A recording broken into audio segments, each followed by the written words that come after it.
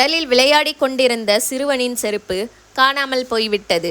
அவன் உடனே கடற்கரையில் எழுதினான், இந்த கடல் மாபெரும் திருடன் என்று.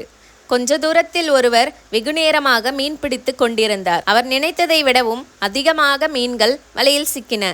அவர் அக்கடற்கரையில் இப்படி எழுதினார், இக்கடல் பெரும் கொடையாளி அப்பா என்று.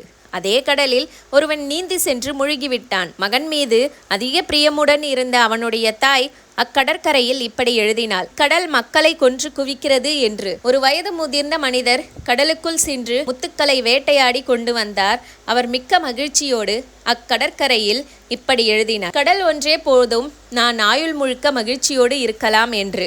ஒரு மாபெரும் அலை வந்து இவர்கள் எழுதிய அனைவற்றையும் அழித்துவிட்டு சென்றது. பிறர் கூறுவதை காதில் வாங்கி கொள்ளாதே. இவ்வுலகை ஒவ்வொருவரும் ஒவ்வொரு கோணத்தில் பார்க்கிறார்கள். நீயும் தூய மனதோடு இந்த உலகை பார். இவ்வுலகம் மிக மிக அழகாக தெரியும்.